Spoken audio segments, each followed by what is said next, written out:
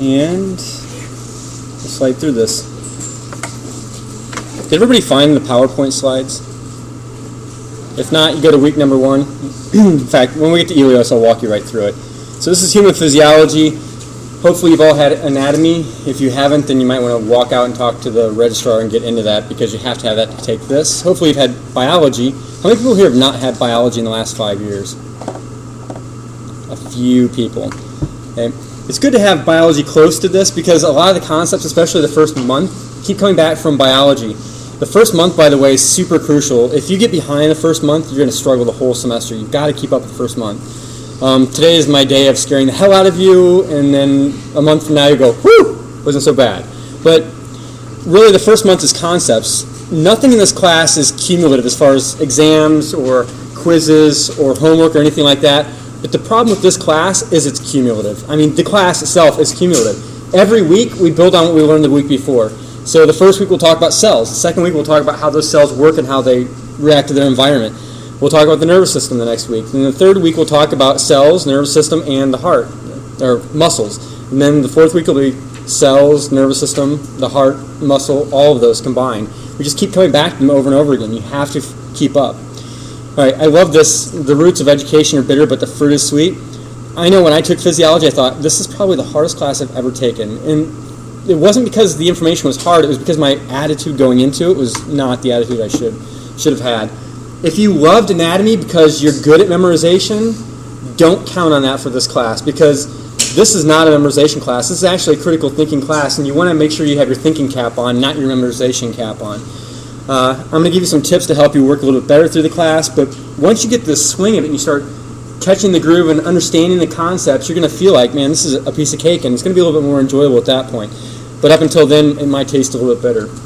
So here's what you have to have. You have to have the text in the packet. The textbook, if you don't have this edition and you have the last one, I think it had a male gymnast on the cover. That's fine too. The only real differences I've noticed between the textbooks are they changed the diseases that they talk about in there for enhanced examples, but this is not pathophysiology or pathology. This is physiology. So the diseases are just there to help you a little bit. So it's not that significant of a change. Sometimes they'll add one or two new pieces of information, but it's physiology. We've been studying physiology for hundreds of years, and we've come over the last 20 or 30 years to really understand the body. So if the textbook's actually about 5 to 10 years old, it's still pretty useful in this class. You don't have to have the newest one. I know you're probably thinking, damn it, I just spent $210 on the new book when I could have spent $20 on the old one. Sorry. Syllabus, the lab packet, or the packet itself has a lab manual in it. So how many people don't have the packet yet? You need to get it right away. It's like, what, $10 or $11 at the bookstore? It's not that bad, but it's the notes for the whole semester. So you've got the notes ahead of time, so that way I can go through the slides, and the slides go right along with the notes. There are some exceptions. Sometimes I'll put things on the slides that aren't in the notes, but I usually am pretty good at pointing it out. So as you're flipping through that, we don't have to write down everything I say, because I haven't even begun to start speaking yet. Sometimes I speak, at gusts at 250 miles an hour, just flying through things. But when it's an important concept, I'll stop. I'll tell you, you need to know this, you need to put stars by this, underline it, wink, wink, hint, hint. I'm very blunt with the things you have to know. When you look at the text is like, 400 or 500 pages, and it's extremely dense material. When you start reading it, if you've already read the first chapter, I guarantee there was one paragraph where you read it, you reread it, you read it a third time, and you thought, screw it, and you closed the book, right? That's the way it works. When you get stuck on this idea, a lot of times you just give up. If you get stuck on any concepts in the books as you're reading through it, don't give up. Just put a question about it, bring it in here, and I'll talk about it in class. When you come to class, I'm not going to read the textbook to you. I'm not going to read the notes to you either, because those are my notes. So it would be pointless to read them to you. I'm going to enhance them. I'm going to take the textbook, I'm going to put it in layperson's terms, and then I'm going to try and give you notes you can write down in addition to the notes that I've given you as a handout.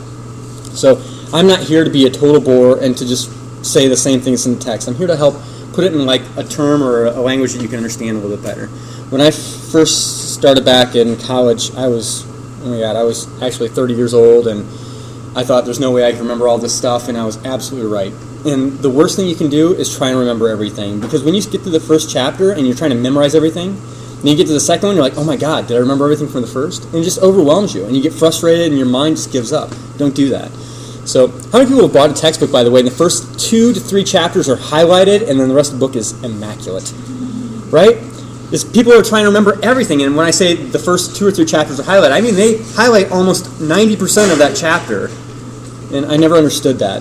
Highlighting is such a waste of time. By the way, my background, I'm a neuroscientist.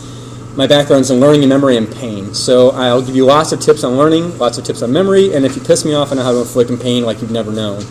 So that's our agreement right now. I'll help you, but just don't get on my bad side. By the way, I'm not scary, I'm not intimidating. I say this as a joke. So don't ever be afraid of asking me questions or talking to me. Even in class, I've had some of the weirdest questions, but they're always fun. I had a guy one time that right in the middle of nothing, he's like, so why do you do this when you're on shrooms? I'm like, really? In my mind, I didn't go, really? Are you serious? But in my mind, it was kind of interesting, and I stopped, I answered the question, and we moved on. And you'll get some of those sometimes, and if it hits you, when I went to Iowa State, and I got a degree in psychology with an emphasis in neuroscience, and I went to Des Moines University afterwards, and I got a biomedical science degree. So I'm a biomedical neuroscientist, technically. And while I was there, I was sitting with all these med students, and I had this one guy in my class, which I got to know pretty well later, but he would always ask the weirdest questions, like, so does that whole karate chop and pass out thing work? Or why is it when you're scared you crap your pants? I mean, right in front of all these other med school students, he would ask the professor that. And sometimes if it's appropriate, ask it. I'll help when I can. If there's something that just kind of eats at you and you wonder about it, just ask me. I'm not afraid, and if I don't know the answer to it, I'll say I don't know the answer, and I'll direct you in the right place. But don't get overwhelmed by the textbook. You do need a textbook. This isn't a class that you can say, I'll just skirt by. If you don't have a textbook yet, the library has, I think, 2 of them, but you're limited to 1 hour when you go to look at it. So if somebody else is looking at it, you're out of luck. So every week there's homework, and it's based out of the textbook. You need a textbook. Like I said, the packet manual is there to kind of ease us through the semester so that we can keep on track and you know exactly what to plan for. Everything on exams comes out of a note packet. So some of the homework will not be in the note packet. It'll be right from the book, and you'll have to look it up in the book.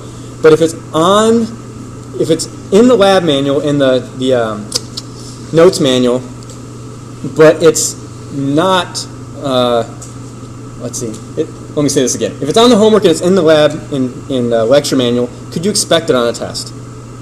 Yes. If it's on the homework but not in the lecture lab manual, can you expect it on a test? No. I do the homework, and I found after giving the homework, I never do anything on accident. I always plan things. Like the homework. A lot of people hate the homework, but you know what? Grades jumped tremendously when I started assigning homework. The homework's there to help you enhance your learning. It gives you a little bit more of the detail that you may not have to know for a test, but it gives you a chance to look a little bit further into the topics. So come to class, be prepared, and make sure you have your homework done by the time we start class. All right, syllabus we're going to talk about in lab. Elios, everybody here has been on Elios, right? I think they actually give a class on Elios now, correct? So I'll show you briefly Elios and how to find your way around. You don't need clickers for this. If I ever use the clickers, I'll actually bring them in for you to use. And if you have any questions, get a hold of me. And the first thing I want you to do is in the front of your notes, write down my email address and my phone number. In case something happens to Elios, that way you always have my number and my email address. The first thing you want to try and contact me at is the email address, and it's Segli. My name's Shannon, by the way. You refer to me as Shannon. I'm fine with that. So it's my first initial S, and then my last name, Egli. Egli. Egli. At mercydesmoines.org. All straight through. So mercydesmoines.org. That's the first way you get a hold of me, because that goes straight to my phone, and I can usually get a hold of it. If I'm up in the middle of the night at like 2 o'clock, I can try and reply back. The second is my phone number, and you can text me as long as it's not before 7 a.m. and not after 10 p.m. And it's 515-333-1495. So you should really only text me if you have something that's really urgent and you're trying to get a hold of me, because I don't just teach your class, and I'm amazed at how many people don't realize this, but I teach at other schools too.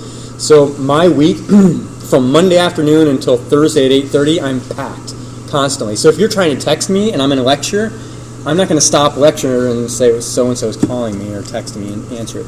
you're better off just emailing me first, and if I don't get back to you that night, maybe text me the next morning. Okay. So another way you can find, if you haven't been able to find the lecture notes so far, I have my own website. It's just my name, ShannonEgley.com.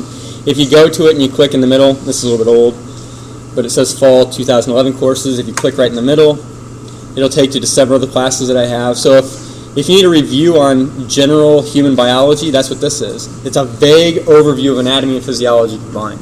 So if you ever look at a topic and you're like, God, it's been so long since I took anatomy or whatever, you can look at it. The next one is actually human anatomy, so if you need a refresher, you can look at those. And then you're the third one, human physiology. And I know the course numbers changed. It used to be Bio 134, but now it's Bio 185. Right, it's the same thing. And then pathophysiology if you're looking to the future. Right. If you want to look at the syllabus is always in the top left corner. If you can't open the I didn't mention this. So every week, you can click on whatever week it is. It'll take you to the main Blackboard. Week 1, you just click on the icons below and it opens up the slides for that week. So like week number 2, we're really talking in depth on the cell. Actually, we're doing that week 1 here in this class. But you'll click on the picture of the cell and it opens all the slides. Week 2, it'll show you a picture of a neuron for you. Click on that and it opens all the slides, etc. So you just go week by week and you can click on it. If you can't get it to open, maybe it's because you don't have an up-to-date PDF reader. So there's a link to the free PDF reader. Obviously, you can figure out one of the other schools I teach at. So yours will have Mercy down here on the bottom corner, but the one at DMAC has a link to DMAC's homepage. All right. So I was reading a book a couple semesters ago, actually probably about 4 semesters now ago, and I couldn't believe that people buy this book that seemed like such common sense, but this guy's big picture for students were the 3 main things you want to do. The first one is you need to go to class. And after reading the book, and I thought, wow, this is so common sense. You know what, when I was in grad school, about halfway through the semester, I could look at all the empty seats. When we first started over there, every seat was packed. I mean, it was like, basically there were a couple people sitting on the stairway because there just wasn't enough room. By mid-semester, you could lay down sideways in the seats. And I say that kind of with a disappointed grin in the back of my head, but these people were going to be medical students, and they weren't even coming to class. It just amazed me. But go to class. There are things you might catch in class that you don't hear if you listen to a recorded lecture, which, by the way, I record all the lectures so that you can go back and listen to them. So if you miss something, don't get all frustrated. Just put a little star by it or whatever and go back and listen to it on the lecture notes. Every week you'll see, I'll walk you through Ilios, and you'll see that I post all of the lecture videos, actually, not just the audio, but the video too.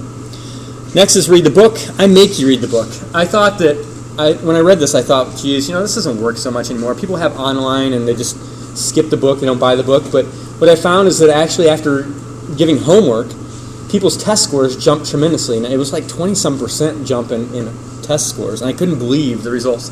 So I made it mandatory the next semester, and it stayed consistent. So you may think, oh my God, I have to do this homework again this week, but it's actually to help you, it's to help get better. So you can go, I hate this guy or whatever, but I'm doing it because it's good for you. And then number 3, talk to the professor. I'm a scientist, so I'm more of a lab rat than a social person. It's nice to actually talk to humans and not rats for a change. So my rats never speak back to me. But talk to me. If you don't get it at first, definitely talk to me. I might be able to give you some analogy. I live by analogies. I feel like I'm one of the dumbest people on the planet because I have to sit and I think about things, and I sometimes overthink them. But I try and think of like person perspectives. Like I said, I didn't go back to college until I was 30, so I did a lot of living in that 12 years after high school. And I was a sous chef, I was a firefighter, I was a medic, I worked in a factory as a laser operator, I rebuilt cars, I did like everything. I think I've done everything. It's funny because my friends will say, I wish I could find somebody that did this, and I'll go, actually, I've done that. But I did all kinds of things trying to find where my groove was. So what's funny is that when I was younger and I was learning all these things, as I started learning medicine, I found, well, actually, the way the body works is exactly like this. So, for instance, when we get to cardiovascular, I'll talk about the cardiovascular system, and I'll start talking about gardening in the back. I'm not the best gardener at all, I'll be honest up front, but I'll talk about the way the water works with the hose. How many people have used a garden hose before? I mean, we all know how it works. If you want it to go faster, what do? you turn up that little knob, right? So you go to the source, you turn up the knob, and it flows faster. If you don't get all the way back to that little knob, but you want it to slow down, what do you do to the hose? You crimp it, right? So when you think about these things that you automatically do with water flow through a round structure, when we get to the blood vessels, it's going to be easy. Because what's going to happen if you give a tourniquet and you pinch off the flow to the hand? What's going to happen to that flow downstream? It will turn up or turn down? It turns down. Is blood flow to the hand important? Yes. So when you turn down blood flow to the hand, we'll talk about all the effects that happen as a result of decreased blood flow. So I'll try and help you relate to things you already know, things that are easy. When we talk about neurons next week, I'll talk about lights. I mean, everybody here's flipped on and off a light switch. When you flip the thing up, what happens? The light comes on. When you flip it down, what happens? It goes off. Does it happen by magic? How is the switch connected to the light? By a wire. When a neuron sends a signal, it starts at the cell body, right? And it sends its signal all the way to the very end, the terminal, by a what? It's not a wire, it's an axon. But it's the same concept. The way that it sends its signal is just like electricity moving through the wire. And we'll talk about that too. So if you don't get something, talk to me. Maybe I can give you some kind of analogy. Right? These are not on the notes because I want you to write these 5 things down. But don't write them all at once. I'm going to go through them one at a time. So the first one, I want you to jot down, because these are how to be successful in physiology. Not just in school in general, but physiology. So the first thing is you have to assign value to the actual physiology material. It has to mean something to you.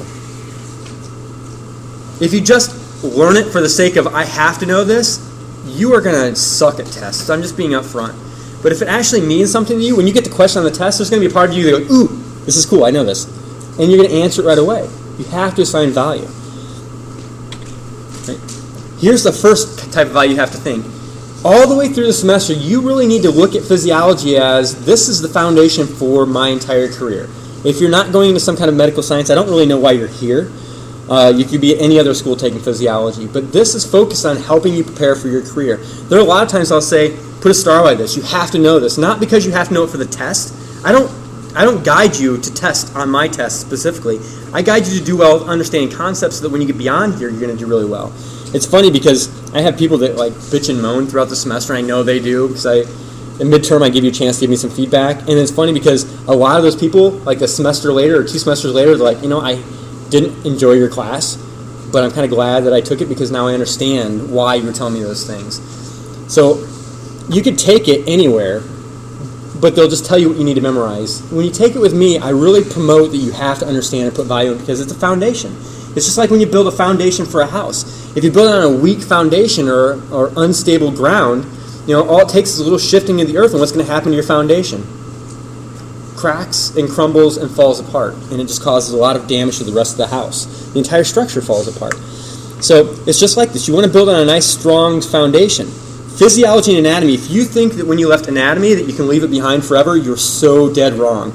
I'm a physiologist. I'm not an anatomist. I do teach anatomy, but to me anatomy is dead. Everything we study in anatomy, you cut it apart, you put it on a slide, you cut it apart, you look at it and you throw it in the trash or biohazard, and that's it. It's over. It's memorizing. You learn what it is, you identify it, and you move on. Physiology is not like that at all. Physiology, for us to study physiology, we keep the thing alive. Because once it's dead, it changes the way the structures are. So we can't understand physiology completely. In fact, just the word artery, anybody know what that actually means? It means air vessel. What's going through your arteries? Blood. But when the old anatomists would cut the body apart, because the person died, where did all the blood go? It would start leaving the arteries and go into what? Into the tissues. It would settle towards wherever gravity was pulling it. So if they were sitting up, it'd go into their feet. But when they cut open these blood vessels, they were full of nothing.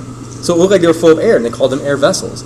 So anatomists called them that, not physiologists. When physiology studied it, they're like, oh my God, there's a liquid flowing through this. If I slice it, it squirts out. Look, let's see how far we can slice it. So that's the way physiologists like to do it.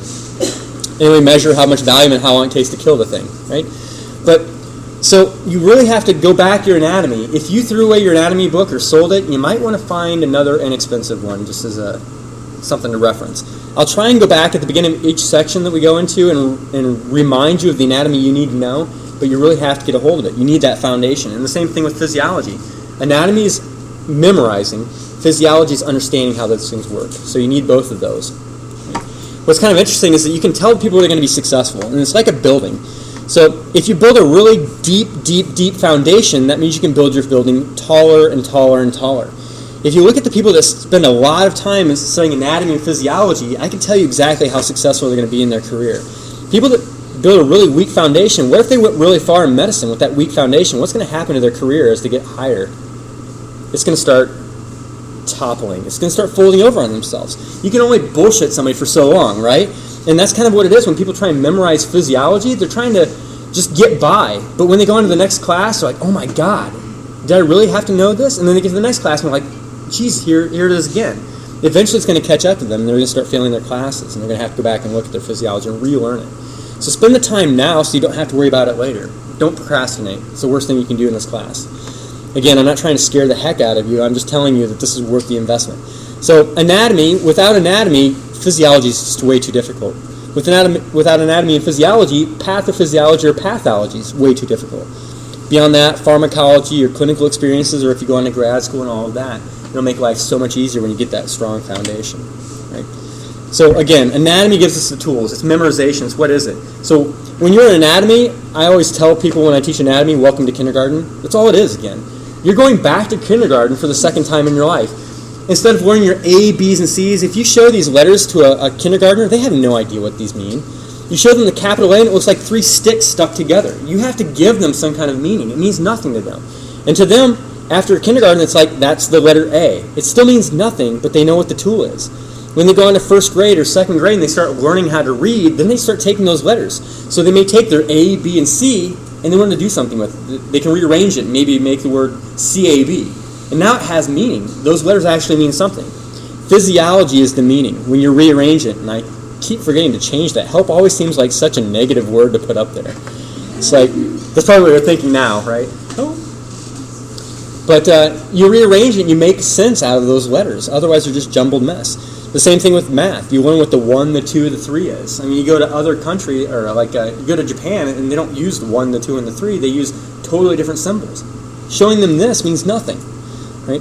When you learn all these things and you learn physiology well, you'd be surprised at how complex the material is. It's like taking the numbers 1, 2, 3, 4, 5, and 6 and then learning how to add and learning how to subtract with it. That's physiology. Then when you learn how to multiply and divide, you can actually start taking these complex things like this and make sense of it. I mean, you could do this just by knowing how to do each step individually. That's physiology. So when you get into a clinical practice, even I can't teach you everything in this class. When you get into clinical practice, though, and they tell you this is a situation, you go, well, that makes perfect sense. Or that doesn't make any sense. That can't work that way because physiology says it's not true. So if you know your physiology, nothing will ever fool you. Second key or tip, maximize your thinking. Right? And I hate putting that word memory in there, but you really need the memory. So you need to maximize your thinking when you have to memorize some things. You know this. I hope you learn things like this. Everybody knows why breakfast, lunch, and dinner is right here by the vertebral column, right? Because what time do you eat breakfast? 7. How many cervical vertebrae? 7. What time do you eat lunch? Noon. So you have 12 thoracics. And then what time do your grandparents eat dinner? 5. Right? So, yeah. You have to remember grandma and grandpa. 5 o'clock is still light out when they're eating dinner. So if you remember breakfast, lunch, and dinner, and you did this because you already knew the times for breakfast, lunch, and dinner, you just associate with something. How many people learned the giraffe and the moose for the vertebra? Oh man, if you didn't, that was so much easier when you learned that. And now that you see the giraffe, when you look at a thoracic vertebra, you can't help but see the ears and the little antler things and the long nose. I mean, it's impossible not to see it. It's almost like somebody made a joke out of this and actually made that look like a giraffe on purpose. And then the moose head with the big nose and then the antlers up here. But if you take things you already know from your past and just associate things you have to memorize with those, it makes life so much easier. Whether it's mnemonics or whatever else. I'm a total lazy thinker. If I can make a shortcut to thinking, I will, and I'll give it to you.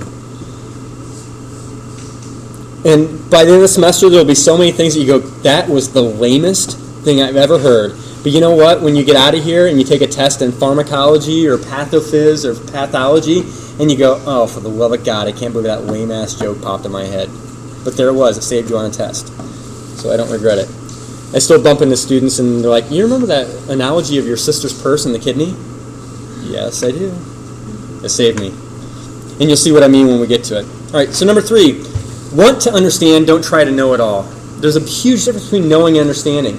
You really have to want to understand why things happen. If you don't have this natural instinct to understand why, I blame your parents. It's their fault. Because when you were 2 and you started asking what question constantly, why? They would answer it. They'd tell you. And then they started running short on time and they're like, oh, really? It just keeps coming. And then what they start telling you? Because I said so. And at that point, you stopped wanting to know why. And I guarantee your first job that you had, you quit asking why. You didn't ask why. You said, what do I need to do? And they told you exactly what to do, and you didn't question. You just did it. It's better to understand why so that when a problem happens, you can take care of the problem on your own. You don't have to depend on somebody else. It makes you look that much smarter, and it also makes your boss more happy, too. So once to understand why, don't try and read this. I put it in the notes so that you can look at it. Oh, but then I didn't give you the notes, did I? Nuts. How many people here read Sherlock Holmes? Right.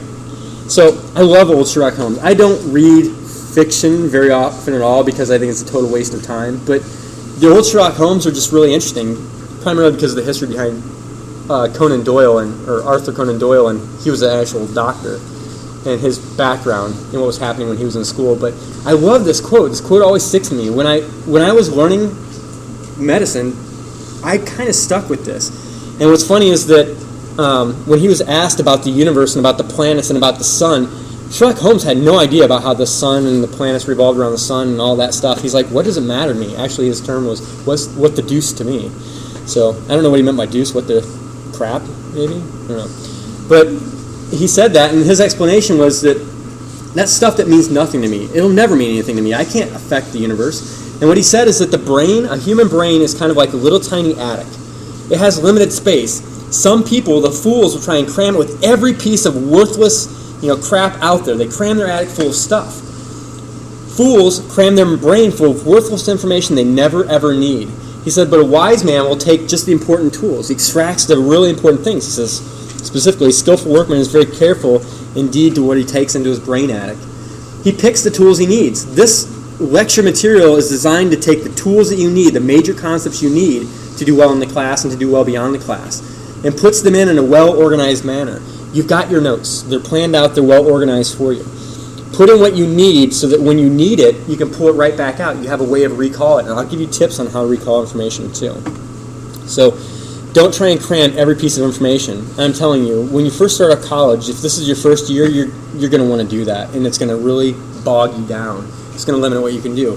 Just put that to the side and look at the big picture. What do you need to take from this information? Right?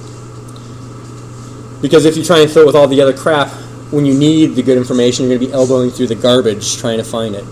And what's amazing is that, or what's funny is that Watson, his sidekick, said, when you point out these things, they seem like they're totally obvious, but I didn't catch them on my own. And it's going to be the same thing with the book. When you read through it, there are going to be things that are, when I read it, are glaring, like bold type of information that you need to know. You may have missed it, and I'm here to help point it out. So Holmes said, you see, but you do not observe. The distinction is very clear. So when you see or you read the stuff, you're seeing it, you're hearing it, you're thinking about it, but you don't actually observe the important points. And I'm here to try and pull out those important points for you to help save you some time.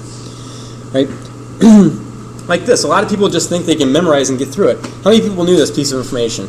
Blowing up a lot of balloons caused you to lose a lot of oxygen into the balloon, potentially causing you to pass out. How many people knew that? How many people think that's wrong? A lot of you I've already lost. So it's wrong. And I put this up here because the very first time in this exact room that I ever taught, I said, so a lot of people wonder why you get lightheaded when you blow up a lot of balloons. And I had a student that said, well, it's because you lose a lot of oxygen. I said, actually, that's not right. And she goes, no, you're wrong. My nursing instructor told me. That was the point where I made an enemy with a nursing instructor. I said, your nursing instructor's wrong. And they were. So I'm sure that their nursing instructor wasn't here. It was probably some other school. But it's not because of oxygen. So when you're blowing up a lot of balloons, why is it you get lightheaded? Anybody know? So you blow up a balloon, every breath you bring in lots of oxygen. If you were blowing up a lot of balloons and you took a pulse ox, you'd be pretty much near 100% because you're bringing so much oxygen into your blood. It's crazy. And then every breath you blow out, forcefully, the remaining oxygen and a lot of what other gas? Carbon dioxide. You're blowing out way more carbon dioxide than your body can handle. Blowing it out. You don't get sleepy and go, I just want to take a nap right here. If you think about it, how do you start feeling? You feel kind of jittery. It's almost like you've had too much caffeine. You're kind of like shaky. You might see auras, right? Flashing. You're hallucinating. That's not turning down your nervous system. It's actually turning up your nervous system to an excited level. When you lose a lot of CO2, you lose a lot of acid, which makes your blood very basic, which makes your neurons very unstable, which makes them fire irregularly and makes you feel jittery. So the next time you go, I almost passed out, you didn't almost pass out. You were actually hallucinating, you were overexcited, and you're on kind of like this buzz when you're doing it. So it's kind of fun when you can tell stories like that and people go, oh, I didn't realize that. I'm praying, kind of hoping that sometime this semester you'll have an actually moment. And I have students from the past that pick on me because I do this. So when you hear something like this, if I'm out with friends and they say something like that, I say actually. And I didn't realize I did the punk pointing at my light bulb over my head when I did that, but they go, oh, actually. You have an actually moment. Like I was out with a friend the very first semester I was teaching, and we were cooking your own steaks, and he went, wow, look at that blood come out of the steak. How many people here knew that that's not blood? Ta-da, it's not blood anymore. So when they kill the cow, sounds very brutal, but when they put the cow down, they drain all the blood out of it. That's not blood anymore. But when you cook the steak, the muscles burst. The muscle cells burst and they release something called, anybody know? Myoglobin, which sounds like what other thing in your blood? Hemoglobin. So this myoglobin holds oxygen in the muscles where hemoglobin holds oxygen in the blood. When the myoglobin escapes the muscle cells, and I'm telling this guy that, I said, when the myoglobin escapes, it looks like it's bleeding, but it's actually not. And he's like, that's cool. Looked at the guy next to him and said, so what do you think of the Bears game? I said, damn, you're another friend. But it's funny because I usually hang out with him a couple times every semester, and I hung out with him a few weeks ago, and I said, class is starting, he goes, so are you going to tell the myoglobin story? Oh, yeah. I'm going to tell it. And what I think is funny is he's an IT guy, and he used the word myoglobin, which I thought was really impressive. But if you get that actually moment, it's really funny. So this semester, I'll give you all these little actually things to help you remember what's going on. So when we talk about lightheadedness or a change in pH because of breathing problems, what gas is actually affecting that change? It's not oxygen, it's carbon dioxide, which is a huge important concept that we'll talk about. When we talk about things like hormones that come from your hypothalamus, we'll talk about a chemical called ADH, antidiuretic hormone.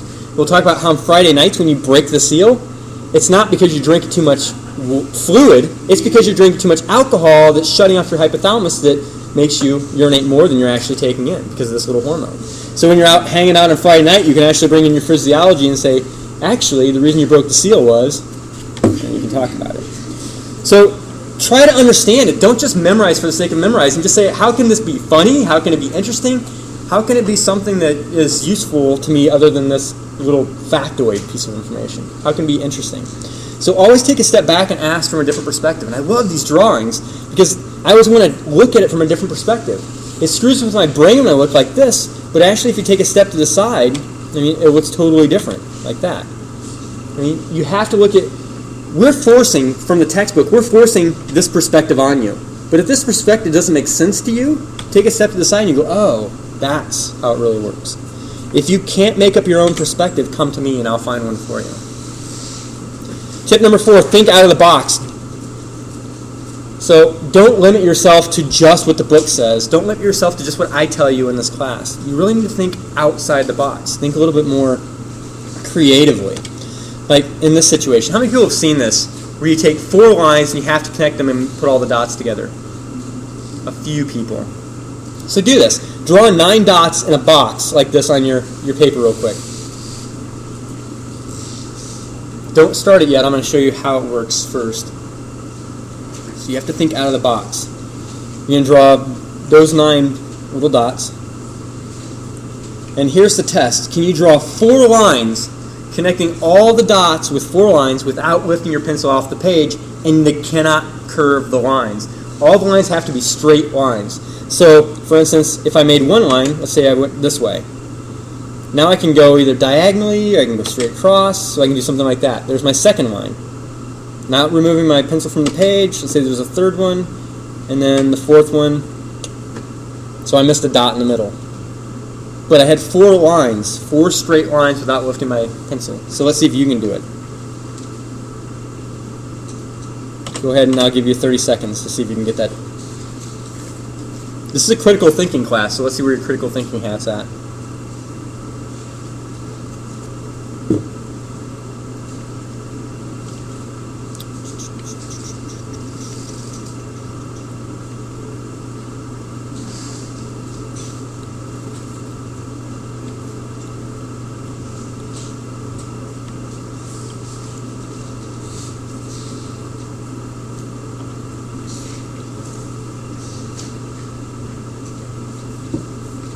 Four straight lines, no curves, no removing your pencil. And then here's how it should work. So you can make your first line straight across, let's say diagonally. Let's do the second line going up here. Do the third line going across like that. And then the last line going back to the beginning. 4 straight lines connecting all 9 dots. How many people got it? So, a bunch of people got it. When I did this, I kept specifically talking about the box. Draw these in a box. Make these in a box. Guess what I did to your brain? I put your brain in a box. So a lot of people, when they see that, and I keep saying box, they're limited to imaginary box, and they have to keep the lines in there. Don't. This is physiology. You have to think outside of the box. You have to think of a more creative way. A lot of the concepts we're talking about, you can't actually see with your eyes, so you have to use your imagination. Get creative. This is critical thinking. This is applied critical thinking. If you hated critical thinking, I hated my critical thinking class. There are a lot of reasons why I hated it, but one of the primary things about it was that they always gave stupid examples about Dick and Jane and their situation or predicament they were in. I was like, I would never put myself in that situation. Why do I care? But when you're talking about critical thinking about the physiology or the functions of the body, you need to care. Because this is your body we're talking about. If any of those things go wrong, man, wouldn't it be nice to figure out what's wrong with you right away because you have those skills? How about this? What kind of person are you? I had to put this up here. So last semester somebody asked me this, and I didn't get the answer that was the ideal answer. So I'm always intrigued by how many people get it. So let's see what kind of person you are. So you are driving along in your cool little mini, whatever that thing is, smart car, your convertible, badass convertible smart car. I think the convertible and the fact that it's a smart car kind of cancel each other out, right? So you lose the coolness of the convertible because of the car. But you're cruising along, and I don't know why you're cruising along your convertible on a snowy day, but you're cruising by and you see 3 people in this little bus stop. And there are 3 people. Your best friend's one of them. The best friend that saved your life one time. You owe them a debt, right? The next person is the person you're meant to spend the rest of your life with. So your soulmate, that perfect person.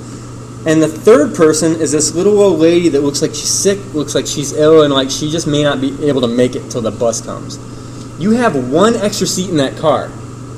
Who do you give the ride to?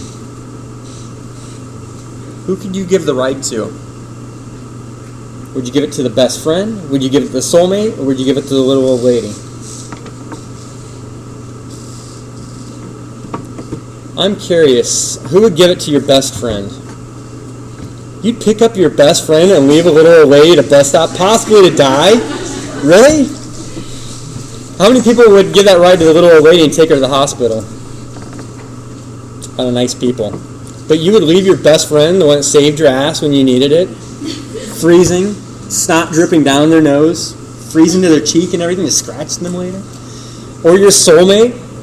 How many people would just pick up the soulmate and leave the other 2 in the dust? So the most common answer is usually the old lady. But how many people would give the car to your best friend, have them take the old lady to the hospital while you wait at the bus stop with your soulmate? Right? And that's supposed to be the ideal answer. I was like, if they're my soulmate, they'll be there later. You know, if you're meant to be together, she'll never know, because by the time I meet her, I'll have a cooler car than that one. And then my best friend, tough guy, he can handle the cold, but that little old lady, so I had the same common popular perspective. But really critical thinking is that you you should think a little bit deeper and think, well, you know, your best friend probably has a driver's license. Send them off with the old lady while you wait with your soulmate and start your life together right now, right? What's funny is that just like this, every time I give this little test, the majority of the people do the old lady, and the minority actually pick the ideal answer. But what I found is that if I give this little test beforehand, it totally changes the answer. And this is funny too. How many people have seen this? You have a goose, a fox, and a little bushel of grain, where you have to get all three across the river with a boat that only holds you and one of those three items. How many people have seen that? It's the same type of test. It's a critical thinking. But this one, so you have to move one at a time. If you move the bushel of grain across first and you leave the fox and the goose alone, the fox will eat the goose. Right? If you move the fox across and you leave the grain with the goose eats the grain. How many people know the answer? You take one thing across, like you'll take the goose across first, right? Drop it on the other shore. Come back and pick up the fox. Yep. Oh, wait, if I pick up the fox, yeah, I can pick up the fox. So I can pick up the fox and take the fox across. But I don't leave the fox and the goose alone over here. What do? Bring the goose back. Dump the goose on the shore, grab the grain, bring the grain over, leave it with the fox, come back for the goose. You get all three. It's a critical thinking kind of thing. And I've done this when I've had more time and had students actually figure it out. And then I've given them that other situation. When you give this one first, in 70% of the situations, they figured the other one out. It's amazing how people's thought process changes. So what I'm trying to get at with this is that you have to put yourself in the right frame of mind when you're studying.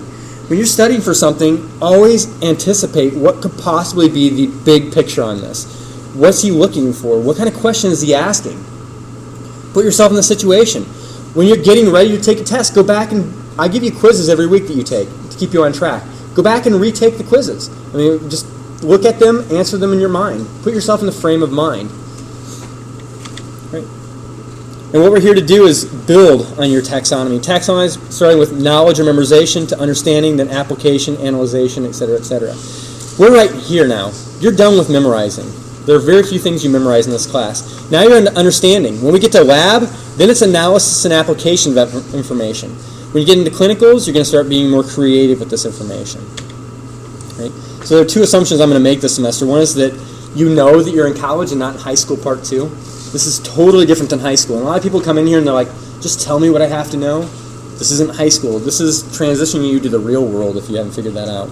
I love that real world thing. But in a situation where you're going to have to come up with the answer, because if you've had good jobs before, you know your boss is not going to wipe your ass the entire time. You have to be able to carry your own weight. This class is transitioning you into the harder classes so you can carry your own weight. And then number 2 is that you're an adult. What I mean by that is you're responsible for your own learning. I will give you every tool you need. I tell you have to have a textbook. I'll give you the videos, lecture videos where you can watch. I've given you notes. I give you the lab manuals. I give you the practice stuff in lab. I give you practice quizzes. You've got the homework. I give you every possible thing you need to study. You're responsible from there on out. Where's the best study tool I've given you this semester already? The lecture notes. Every question on an exam comes from the lecture notes. When you're studying later down the road for another test, like in another class, you can always pull your lecture notes out to that topic and review. And I know every time I go through a section or a system in the body, I'm going to tell you why you're going to need it down the road. I don't just hope you put the pieces together. I make sure that you're putting pieces together all the time. And then the last one, relax. Once you've studied hard, relax so you know, because you understand. You work really hard, you put the pieces together, and now you're golden. It's like this. Oh, sorry, I'll go back a second. So relax and know that you understand because you worked really hard. You came to lectures, you went through your notes. When you're going through your notes, a piece of advice from a learning and memory experience, open your notes for 15 minutes before bedtime every night. Not just the nights you have classes, every night. I know it seems geeky, but when you look at like student handbooks and whatever, they say for every hour in class, you'd be spending 2 to 3 hours outside of class. Maybe not that much time, but why you want to remember, and I'll talk about this in the nervous system, consolidation. Before you go to bed at night, whatever the last thing that you put in your mind before bed, that's the first thing that goes into long-term memory. So if you learn brand new material today and you go home tonight and you spend 15 minutes just flipping through your notes, reviewing it, it puts all that information from earlier into your short-term memory, and then when you fall asleep, it stores in the long-term faster. It's the best tip. Not just once a week, but like every day. Another good reason for that is because when you're reading this stuff, going through it right before bed, if you weren't tired before, it will knock your ass out. It's like a sedative. It's the non-drug sedative that will put you to sleep right away. Okay. Oops, this got cut off. So this is what I mean. Remember how I told you welcome to kindergarten with anatomy, and physiology is basically welcome to first and second grade? In first and second grade, when they teach you to read, what you find is that you get better and faster because your brain becomes more efficient in recalling that information and pulling it up. Like this. You're going to have 20 seconds to read this next thing I'm going to pop up here as fast as you can.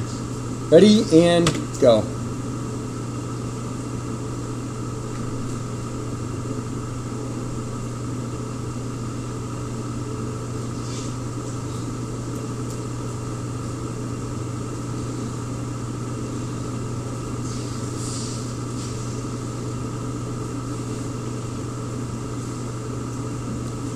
"20 seconds. How many people got through it at least once? Great. How many people knew where the study was taking place? Where did the study take place at? Cambridge. And that word is totally scrambled, right? So it's all screwed up everywhere. But what's funny is that your brain, because you've seen the word can millions of times in your life, you've seen the word read millions of times, and those words, when you were first learning, you're like struggling, right? But after you've done it several times, you can fly through a page in a book really quick because you don't actually read every word anymore. You fly through it so fast because you've done it so many times that it's instinctive. When you see the first and the last letter, everything in between, as long as the letters are right and the length of the word is right, you can figure out what the word is. It's amazing. So if you're ever playing Wheel of Fortune, hope you get the last letter and the first letter and you're going to ace it, right? But it's because you've used this so many times. When you see stuff in physiology, you're going to go, oh my God, I learned this in anatomy. Yes, you did. You're going to go, oh my God, I learned this in biology. Yeah, you did. Guess what? You're going to see it over and over and over again because we want to know that when you get into clinical practice, you've seen it so many times that you don't have to think really hard about it. It's just second nature, like this paragraph is. We already did that. So the key to medicine is making everything second nature so that you can just instinctively know because you know. You understand how things work. You've done it a million times, and it's there. Okay, and here are all your tools. I already went through this. In lab is hands-on. Lab is self-guided. I will give you the recipe. I'll walk you through the recipe once, and then it's up to you and your team to complete the recipe. So if you're like, geez, he just leaves us alone for half the lab. Yeah, I do. There's a reason for that. It's for you to get your hands dirty and actually get some practice with stuff. Right? And we'll talk about lab more when we get into lab. Additional pointers, do something with the material, use it. Make an actual moment out of everything you possibly can. Share it with people. Teaching is like the best for learning.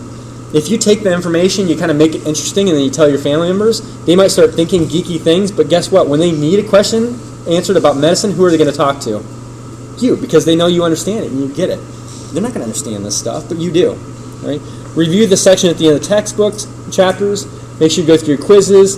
Make sure you revisit the information frequently for short periods. Don't spend hours every day studying. You'll get burnt out. Spend 15, 20 minutes here, another 15, 20 minutes maybe in the morning or afternoon, just kind of flipping through things, right? Find a study buddy. Don't give them your phone number right away unless you know them well. Stalkers. I actually had that one semester. I was like, oh yeah, find a buddy, swap phone numbers, and then someone came up to me and they're like, yeah, so I give my phone number to somebody and they won't stop texting me, and my boyfriend's like really pissed about it. What do I do? Didn't know, right? And then here, never fall behind. If you feel like you're getting behind, get help. I just got a notice from Chris, the person on the Academic Success Center, and I never remember her last name. What? Owens, thank you. From Chris Owens saying that they have a table specifically for each of the topics set up over there. So just get a hold of her, stop in. There's always somebody there for that table. Stop in, visit it. If you have one question or you have a whole hour's worth of questions you want to ask, it doesn't matter. If you feel like you're getting behind, go over there. And the cool thing is, I think at this point, everybody that's over there helping with physiology has taken physiology with me. So why would you want to go talk to somebody like that? Because they have taken my quizzes, they've taken my tests, they've taken my lecture, they know exactly how I act. They can predict me, except for the Hawaiian shirts. I used to wear a Hawaiian shirt on Fridays, and they didn't like me doing that. So if they say, oh, it's Hawaiian shirts, sorry, you missed out. Right? And then here, cramming is a sure success to failure. I love this. What can't last a lifetime unless you die young. It's kind of like that building a foundation. BS can only keep you afloat for so long, and then it gets heavy and sinks. And then this one you want to take with you. This is the best advice for this semester. The magic bullet, or the key to physiology. If you follow this, you're going to enjoy the class, you're going to remember more material, and you're going to have a lot more fun outside of it with physiology, outside of this class. Be introspective. Physiology is literally the science of you. It's all about you. Everything we talk about this, every single little thing we talk this semester is about you. It's what's going on in your body without you consciously being aware of it. When I was studying the body, I just thought, oh my God, this is just crazy. You know, when you're dissecting up a human and you're pulling it apart and you're thinking, oh my God, this is exactly like this in me. At first it makes you a little queasy, right? And you feel a little faint maybe, and then you have to squeeze your butt cheeks and recover. Does anybody not know what I'm talking about? I always tell that in anatomy the first day. I say, if you get lightheaded, squeeze your butt cheeks. Why? Not with your hands, not like reach around and grab and squeeze. I mean tighten your legs and squeeze your muscles in your legs and your butt cheeks. Why? Because your blood vessels are opening up when you feel lightheaded, and where's your blood going? Out of your head and straight to your feet. So when you squeeze your muscles in your legs, what's it do to all those blood vessels in the legs? Squeezes them and pushes the blood where? Up. Yeah, think about it. When you squeeze your fist long enough, what color does your fist start turning? Pale white, because you're squeezing all the what out of it? All the blood. You're pushing it all up through your arm. In fact, you can kind of feel that nutrient tingle going up your arm and all those electrolytes flying through your arm. You can feel them all forcing backwards. So it's the same thing with your legs. You squeeze your butt cheeks. First time I had to go into a pro-section room, or where they were cutting a human body apart, I thought for sure I was going to pass out. I thought I was done. Squeeze my butt cheeks. The instructor said, "Can you do that in private sometime?" It's a joke. Sorry. I tightened my legs, and I was actually with my girlfriend at the time, and I told her, if you feel faint, do the same thing, because I don't want you to pass out when I pass out. So one of us has to stay conscious. But be inquisitive. And then when you're standing at like the Walmart checkout lane for 30 minutes and you're reading these titles, and you look at some of these things, you can actually answer it. The whole bit about autism and how immunizations cause autism, or about ADHD and how it works, or when you're talking about genetics and how it works, we're going to talk about a lot of that stuff here in this class. So you can actually go, oh, actually, I know how that works now. What happens when you lose 20 pounds in 4 weeks? You know it's bad for you, but do you really know why it's bad? And we'll talk about that a little bit. So be introspective. This is the study of you. So if you ever wondered why things happen when you do certain things to yourself on accident, like cut yourself, why it responds. Why diabetics lose the hair on the tips of their toes first, and that's a sign that they're going to lose their whole foot, possibly. I was just thinking the other day, luckily I just got over a really bad cold. I was running a fever, and I was down in the Zicam like you wouldn't believe, and then I got over all of it, and at the beginning of the week I was drinking orange juice, and I was eating things that I usually like because they're kind of sweet. Nothing tasted sweet. And I thought, what the heck happened to my taste buds? And then it hit me. Zicam. Zicam does something to your taste buds, and we'll get a chance to talk about that later. You ever wonder why after you brush your teeth, orange juice sucks? But if you drink it before you brush your teeth, it's delicious. We'll talk about that too. So hopefully some interesting things that you can take home with you. It's all physiology. Not that boring anatomy. It's all real life physiology. So let's get into it. First we're going to talk about the cell. When you think about the cell is a mini you. Mini me. The cell, everything you do, the cell has to do. It eats, it breathes, it poops, it does everything. It replicates, it grows. Right? If you starve it, it shrinks. It has to do all the same things as you. Right? So things you have to remember about the cell, these are basically the primal functions of a cell. Obtains nutrients and oxygen from the environment. It brings in oxygen, it brings in glucose, it brings in amino acids, it brings in fats. All the same things you do. You eat a sandwich and you breathe in air. Cell does the same thing. Where does it get its nutrients from? The blood, right? So the blood diffuses nutrients into the space around the cell and then into the cell. And we'll talk about that actually this week. Next, perform various chemical reactions that use food and oxygen to acquire ATP, the energy form. Same as you. You take in that cheeseburger, you have to process it, break it down so you can extract the energy out of it. Cell does the same thing. You give it raw materials. You give it glucose, you give it fats, proteins. It breaks them down and extracts energy.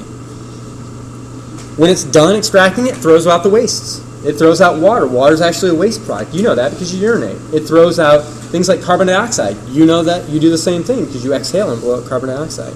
It throws out waste amino acids, proteins, and fats. Just like you defecate, it pushes that stuff out into its environment.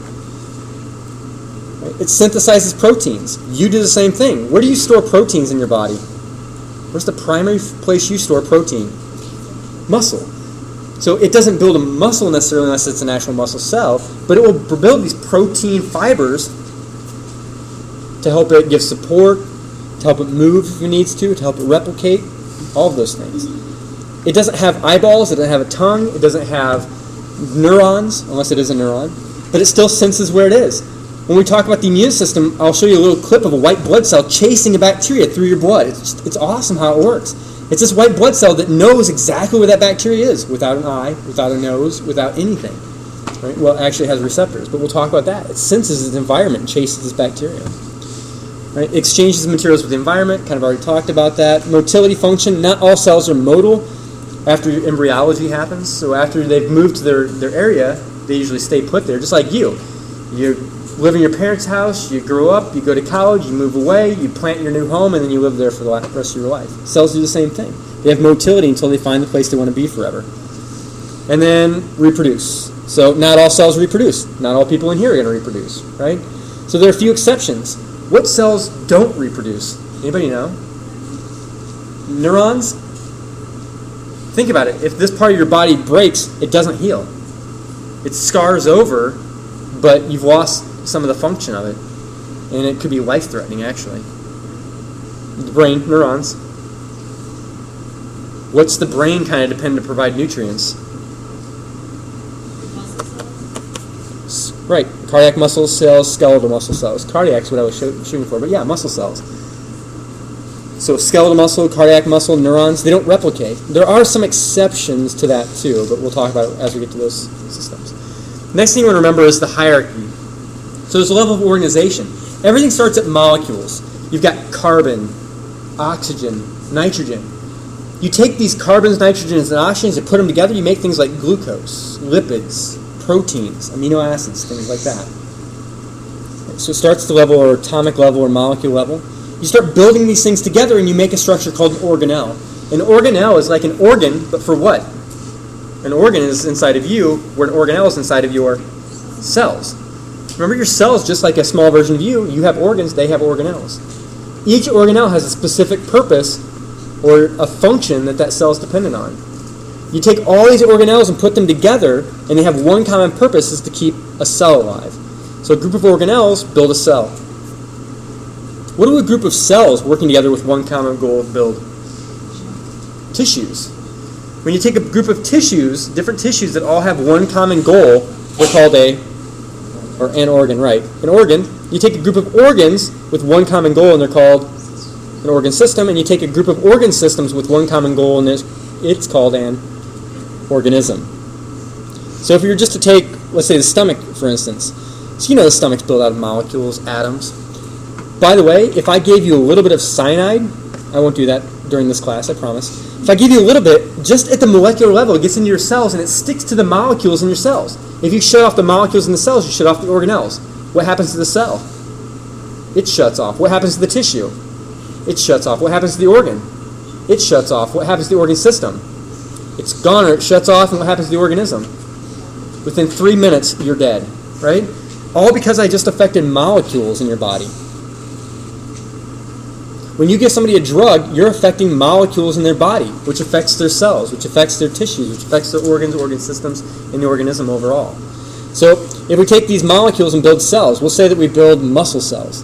Actually, the picture here shows epithelial cells. So an epithelial cell. Those epithelial cells, when you combine them with muscle and you combine them with nervous and connective tissue, they make an organ. That organ is the stomach. Does the stomach work by itself?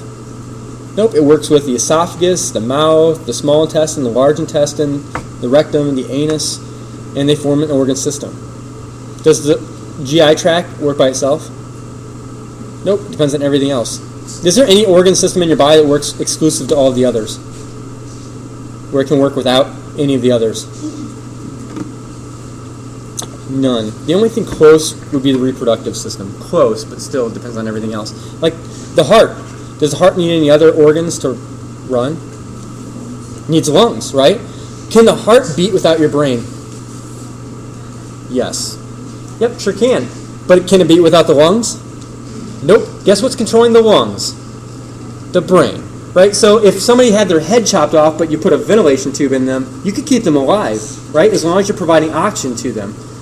Yeah, sometimes they have some vivid examples, but they'll stick with you. Maybe in your nightmares too, but they'll stick with you. So anyway, as long as you keep oxygen going in, their heart will keep bumping, right? Pumping. It's life support. But the brain, if you shut off the heart, will the brain stay alive? For about up to 5 minutes. So as long as you still have some oxygen in the brain, within 30 seconds, your brain will actually shut down. You'll pass out within 5 minutes, irreversible brain damage, like I'm getting right now. Irreversible brain damage. And then you'll be a goner. I'm trying not to use the word you will die because people pick on me in the last semester if they say that way too much. But you'll die. All right, so the slides just show the level of organization. When you get to the tissues, you have to know the 4 tissues. I know this is anatomy. You have to know them now. Like I said, the simple way, look at the big picture. What's the purpose of a muscle? There are 2 things. One starts with the letter C, contract, and the other one is the letter M, contraction and movement. Contraction and movement. If it's muscle, it has 2 goals. Its primary goals are to move things and to contract, or flip that around, contract and move things. If it's cardiac muscle, it's there to move blood. If it's smooth muscle, it's there to move food, or lots of other purposes. It will actually move blood too because it surrounds the blood vessels. If it's skeletal muscle, it's there to move your bones, your skeleton. If it's nerve, what's its main purpose? Nervous tissue is there to communicate with everything else. It's a communication center. If it's part of a communication center, it's nervous tissue. Brain, central nervous system, the spinal cord, part of the central nervous system. So when we talk about things like neurons and glial cells like astrocytes and oligodendrocytes, etc., those are all nervous tissue. They're all there for communication. Number 3, I'm going to skip over this for a second. Epithelial, sheet-like protective covering. That's what it's there for. It makes this typically a bendable sheet somewhere on your body. Whether it's your skin, whether it lines the GI tract, whether it wraps around an organ, whether it's like the pericardial cavity that wraps around the heart. Those are all epithelial tissues. They wrap around an organ, they wrap around part of your body in a sheet-like fashion. They're continuous. They never break. If your skin had a break in it, what problem might you have? Cut your skin, what's the risk? Infection. So when you see epithelium, it's a continuous sheet-like covering with no breaks, always. Your skin goes into your mouth, no breaks. Goes all the way on your throat, down into your esophagus, goes down into your stomach, small intestine, large intestine, rectum, continues out the anus in one long sheet. No breaks. So if you know muscle, nerve, and epithelial, anything that didn't fall into those 3 categories is connective. I always put other by connective. Adipose tissue forms in lumps in your body. It's not a sheet-like protective covering. It's a storage area for energy. It's fat. It's connective. What about bones? Are they a somewhat flexible sheet-like protective covering? Not really. They're pretty firm. Do they move your body? No. They get moved by what? Muscle. And then nerves, they're not nerves because they don't communicate long distances. So they must be connective tissue. So let's talk briefly. The only time we're really going to talk about skin is right here. Epithelial tissue has 2 derivatives. You have exocrine and endocrine glands. Where are exocrine glands? Are they going to be deep in the body or towards the surface? Surface, because they're pushing things outside, like sweat glands, sudoriferous glands, cerumen glands, earwax, if you don't remember what that was. Even in your stomach, your GI tract is technically an external environment. If you swallow a marble, you don't absorb that marble into your blood, so it never really gets inside of you. It stays external. So when you secrete enzymes onto that marble, those are exocrine glands. They're excreting outside the body. Endocrine glands always release something called starts with an H. Anybody know? Hormone. They always push towards the blood. They push into the deep parts of the body. Epithelial tissue makes those two special structures, exocrine glands and endocrine glands.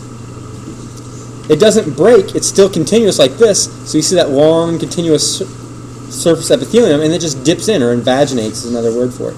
And then it rounds out, pushes things out of the body. So when we talk about the stomach, we'll talk about hydrochloric acid or different enzymes that get pushed into the GI tract. When you look at an endocrine gland, it's not out at the surface of the body. It's deep along the blood vessels. So you have all these endocrine cells, which are actually epithelial cells that push stuff into the blood so that it communicates with other areas. But not electrical communication. And then we've talked about this organ systems. And there are 12 organ systems, technically. There are actually 11 different ones, and the reproductive counts twice because you have one set for the man and one set for the woman, of course. Right. So if I ask you a question like this, what's the correct sequence from smallest to the largest? What's the correct sequence from the smallest to the largest?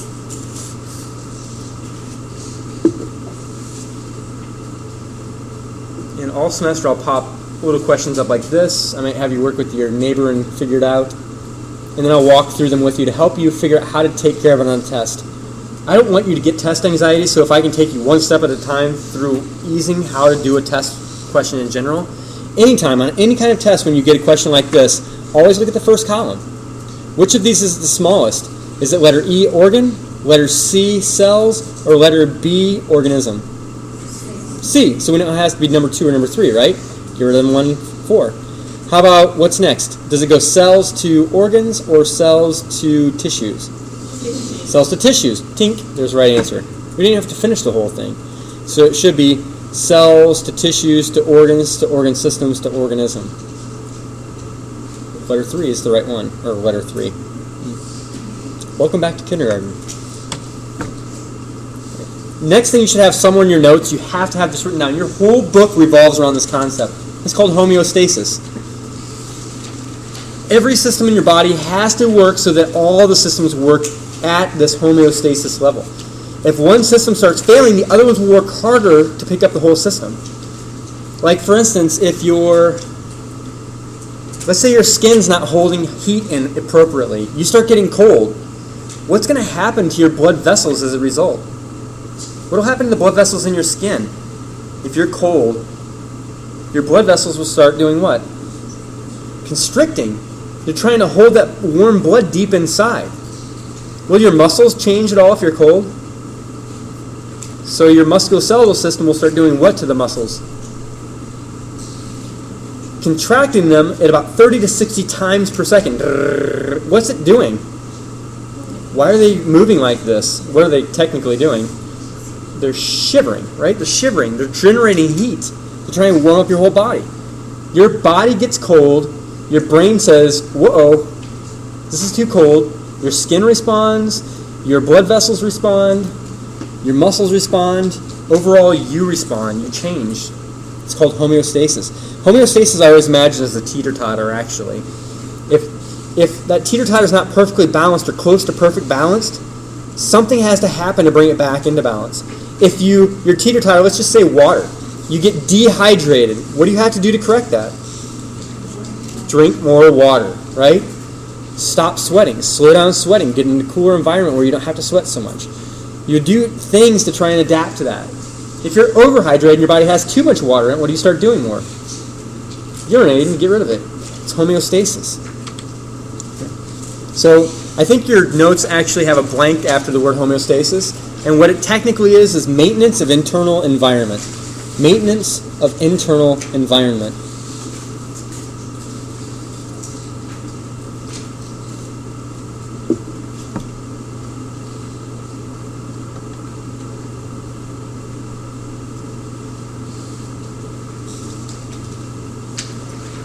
In your internal environment is all the fluids in your body. Everything that has fluid in it in your body. Blood, intracellular fluid, the synovial fluid in your joints, the aqueous humor in your eyeball, the vitreous humor, all that. It's all homeostasis. It's this internal environment you're trying to balance. If one part of your body gets cold, if you stick just your leg in ice water, what's the rest of your body do? Does it just say, screw the leg, and just cuts off circulation to the leg?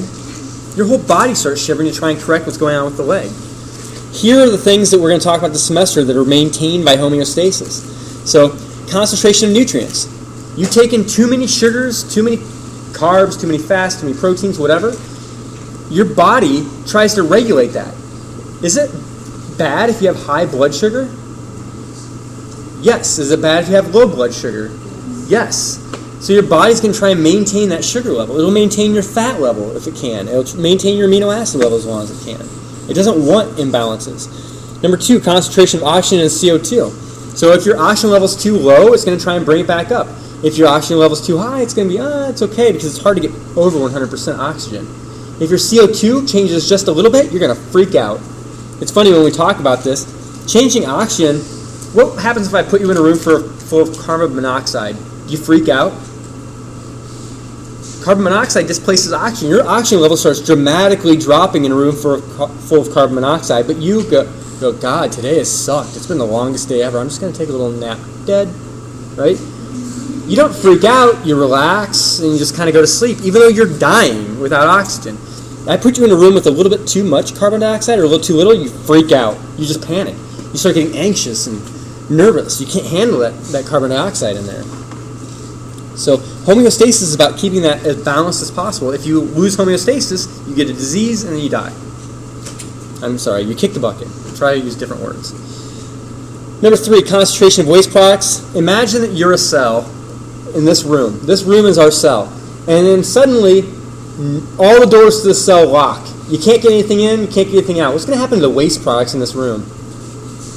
We're going to start accumulating them. What's going to happen to our health in this room? It's going to start going down. Same thing with the cell. The cell has to get rid of waste products, clear from the body. Otherwise, if those wastes start accumulating, you're going to kill the body. That's why people go on dialysis, because what organ that normally clears waste products isn't working? The kidneys. The kidneys help regulate homeostasis. They get rid of waste products. They help you retain good things. We'll talk about that. Number 4, pH. That's talking about what two chemical, or what two things. Acid and base. Yep. It's possible to have too much acid or too much base. It's possible to have too little acid or too little base. Homeostasis is keeping your blood at right around 7.4. If it gets a little bit too low, your body starts trying to accommodate. If it gets a little too high, your body tries changing. If your pH drops to 6.8, you bought the farm. If it goes over 8.0, you bit the big one. I'm running out of creative memes. Number 5, concentration of salt, water, electrolytes. Anytime you see electrolytes, think electricity. When I think of electricity, I think of a battery. What is the little symbol on either end of the battery? It's a plus or a minus. Anytime you see through this semester something with a plus or minus over it, it's an electrolyte. When you drink Gatorade for its electrolytes, you're getting things like Na+. Anybody know what that is? Sodium. You're getting Cl-. You know what that is? Chloride. You put those together, you have table salt. You're drinking salty water with some calcium in it, maybe some magnesium. I don't remember everything that's in Gatorade. Number 6, temperature. So it's amazing how sensitive the body is. You have this thermostat in your brain called the hypothalamus. If it goes off, your core temperature off of 100 degrees by 0.01 degree, it freaks out. If it goes too hot, what's your body start doing? What's your hypothalamus tell the rest of your body to do? Sweat, quit exercising, relax, lay in the shade, find a cool environment. It tells you to do those things.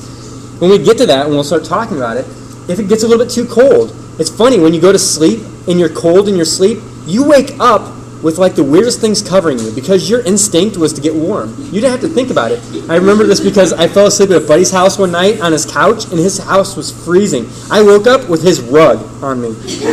I managed to reach over the couch. I don't remember doing this. My body instinctively did it because I was freezing, and it pulled the rug up off the floor and over me. And of course I had a layer of pillows underneath the rug too, so I was like way insulated. And I was thinking, what the heck? Okay, so temperature.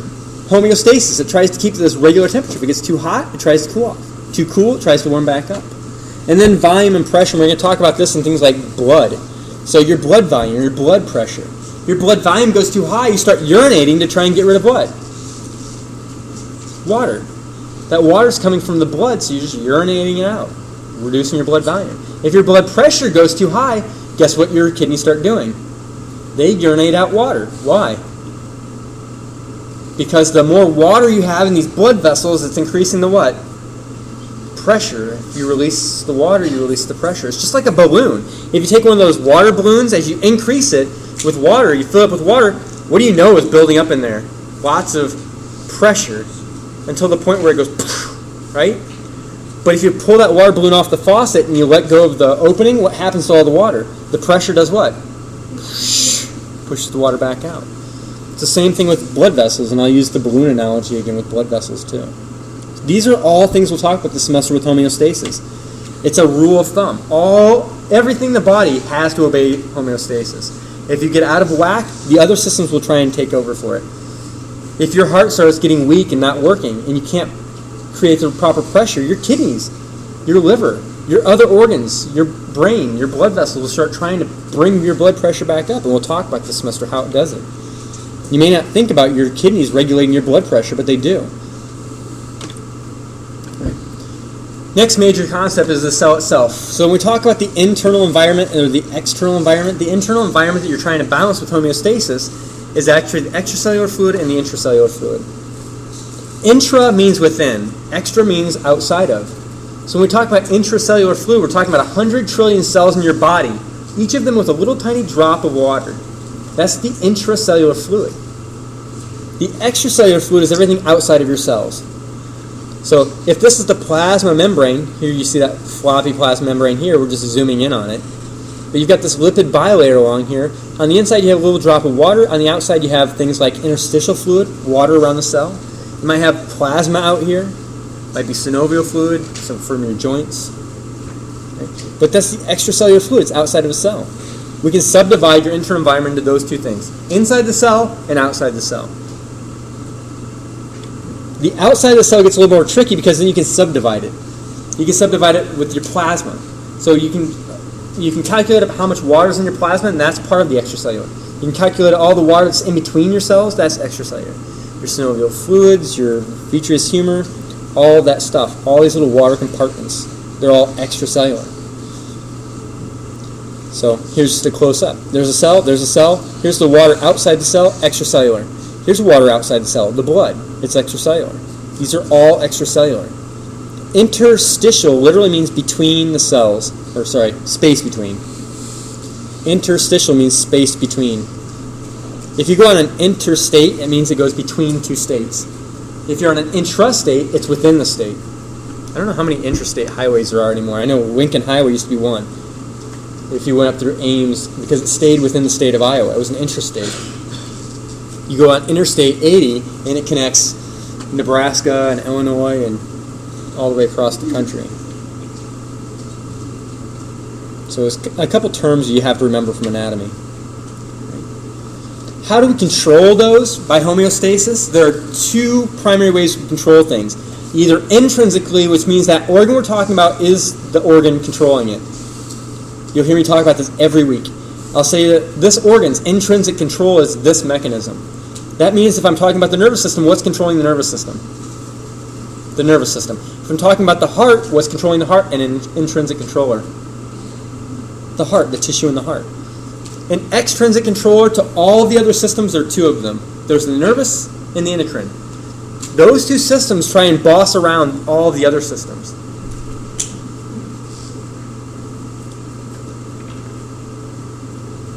So the nervous system versus the endocrine system, which one's going to be faster with its control? Nervous system. Which one's going to be more specific with its control? Nervous system. The nervous system, when you look at it, oops, I thought I had a picture. When you look at the nervous system, it's like wiring. If I want to move my finger, I have a specific neuron that comes down from my brain to my spinal cord. Another specific neuron that goes from my spinal cord out to my finger to the muscle and twitches it. It's fast and it's very precise. So I don't have to go, when I want to squeeze my finger, I don't go like this and squeeze everything. It's really precise. Fast, precise, rapid, whatever term you want to use. It's very well organized. It has a central core that starts branching out specifically. It's like a web. It's extremely well organized. The nervous system is exactly the opposite. Is it fast? No, it's slow. I can give you the perfect example. When you're driving here today and you're driving down the road, and let's say some car comes along by you and it starts swerving into your lane, you see it with your nervous system. You respond to it by pulling your car to the side of the road, applying the brakes, stopping to the side of the road, taking that deep breath and waving goodbye with at least one finger to that person, right? And you relax. Your nervous system is done. It was specific. Within milliseconds, it started responding to that car. Within seconds, you were stopped on the side of the road and your nervous system shut off. It was relaxed. But if you wait 30 seconds or a minute, how do you start feeling? Right? That's not the nervous system anymore. That's the endocrine system releasing adrenaline into your blood. It's the blood. It's like releasing a rubber ducky in a river, right? You can watch it flow downstream. It's so slow. I mean, 30 seconds isn't that bad, but compared to the nervous system, it's extremely slow. All these hormones start moving through your blood until they get to their target. It's slower. Every organ in the body is an endocrine organ. Every organ in the body releases some kind of a hormone. If you wonder, like the skin. Anybody know what the hormone the skin releases is? You get it when you're exposed to sun. It helps you absorb calcium and build bones. Vitamin D, it's a hormone. It's made by the skin. Your heart releases a hormone that helps you get rid of water, to help you lower your blood pressure. Your kidney releases a hormone that helps you make red blood cells. Who the funk that? It's crazy. Endocrine system is hit and miss all over the body. It's not well organized. The nervous system, very precise. Endocrine system is just all over the place. Reproductive organs, they're endocrine organs too. They make their gametes, but they also make testosterone, estrogen, etc. Right? It's slow. Nervous system's fast. Endocrine's slow. Polar opposites. But they are the two primary extrinsic controllers of the body. So when we start talking about the kidney, what's the intrinsic controller of the kidney? The kidney. What's an extrinsic controller that will rapidly change the kidney? The nervous system. What's an extrinsic controller that will slowly change the kidney? The endocrine system. Right. How homeostasis works? By feedback loops. Well, I shouldn't say always, but most of the time it's by a feedback loop. There are two primary types of feedback loops, negative and positive. I would put a huge star by negative feedback loop because 99% of the time we're going to talk about it. If you're ever stumped down the road and you don't understand how homeostasis is working in some kind of process, go back to a negative feedback loop and say, how could this control that? Let me show you the perfect example that you want to remember with a negative feedback loop. Let's say your house. You set your thermostat to 68 degrees. The thermostat's always in the center wall of your house. Now it's 60 degrees in your house. What's the thermostat going to do? It goes click, right? It really doesn't do much more than that. It clicks and sends a signal where? Down to the basement. It turns the furnace on. You hear that goosh in the furnace. But the furnace is heating up slowly over a few minutes.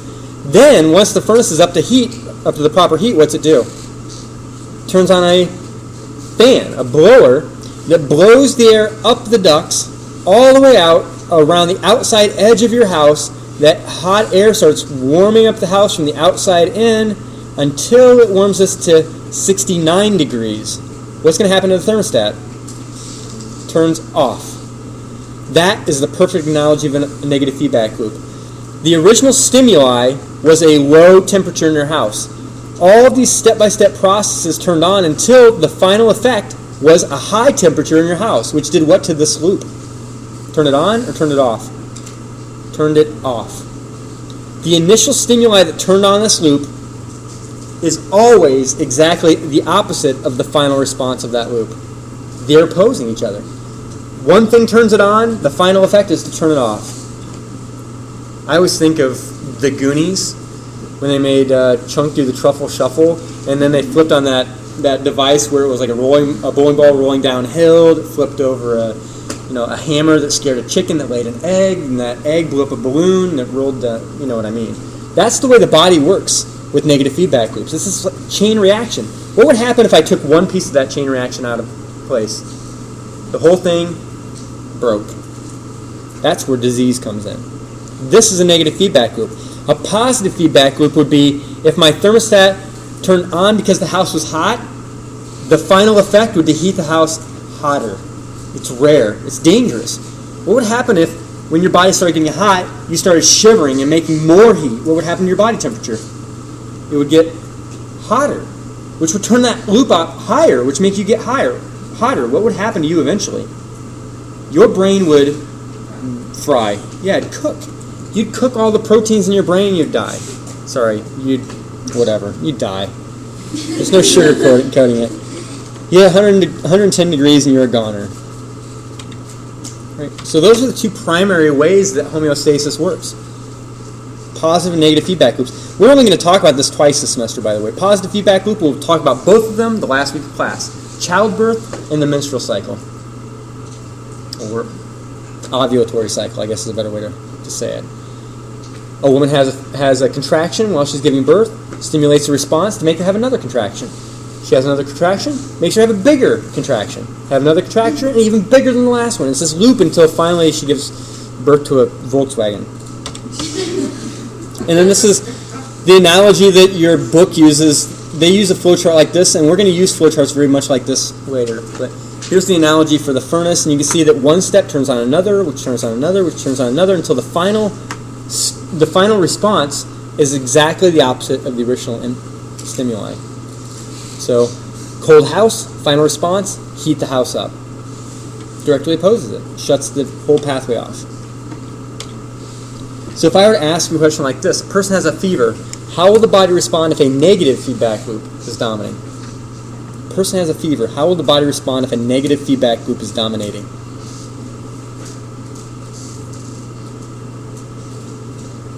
Look at your neighbor and tell them why you're right. Who cares what they have to say? Tell them why you're right.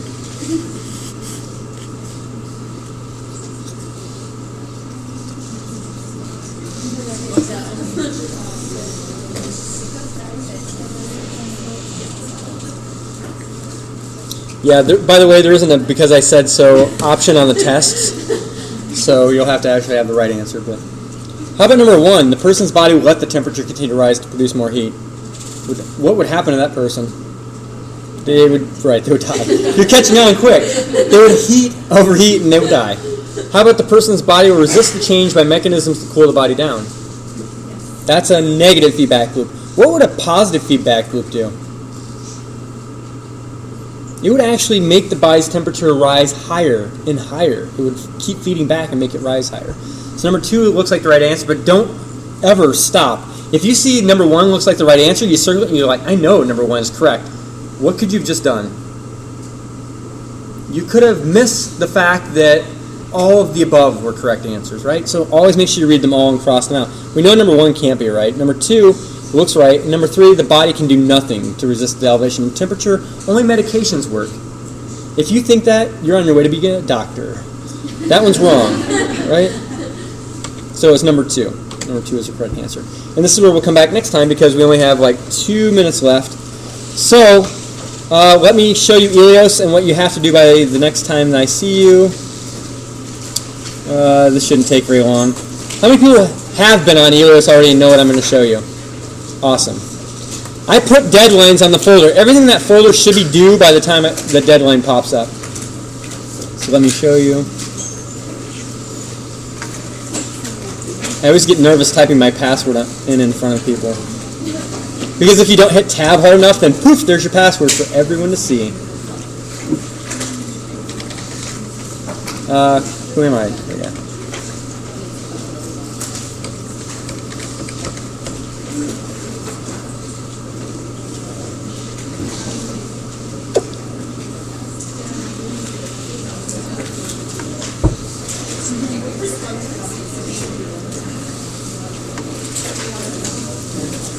Okay, go to human physiology,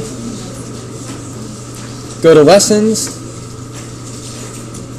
and you can see week 1, everything in this folder is due by September 10th, except one thing.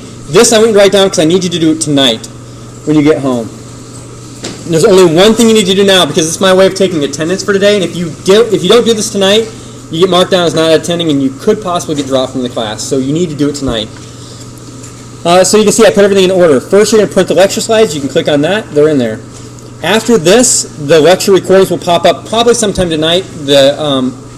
Lance in the library does all this for me. He's really good at keeping on top of it, so it should be there by tomorrow at the latest. And then second, complete the homework so you can print this off and start working on it. You complete the homework and submit it online. You'll see how to submit it. Print it off, do it, open this, and then just fill in what it's asking for. Fourth, after lab, you'll have a lab portfolio due. Here's a sample of that so you can see what I expect. And then after the lectures, so notice your notes started at lecture 1. When we hit lecture number 2, at that point you have until the next lecture, class time, to do this quiz. Do not do this until we complete everything in the lecture number 1 section of the notes. Follow? Don't take it right here. It says post-lecture quiz, and it says do not take this until we have completed lecture number 1 in the note pack. Don't do it yet. I'll tell you when you have to do it. But this last thing is what you want to do tonight. Open the syllabus, read the syllabus, and take this. This is for 5 extra credit points, and like I said, this is my way of knowing you were here. There's no reason you shouldn't take it tonight. It's open the syllabus, and the syllabus is under resources. Course syllabus, read through it, just do an overview, and then take the quiz. And I'm giving you a heads up, it's going to ask, who am I? It's going to ask about the textbook that's required, and it's going to ask you about some lab safety rules. So I'm pointing out the areas you really need to know. And that's it. So when you go home tonight, make sure you do that little practice quiz in folder number 1, and it tells you it's a syllabus review quiz worth 5 extra credit points. Do it tonight. Thanks for that extra minute. See you on Tuesday. And for those of you who are in lab, it's directly above us. So just go up the steps, and it's right at the top of the steps.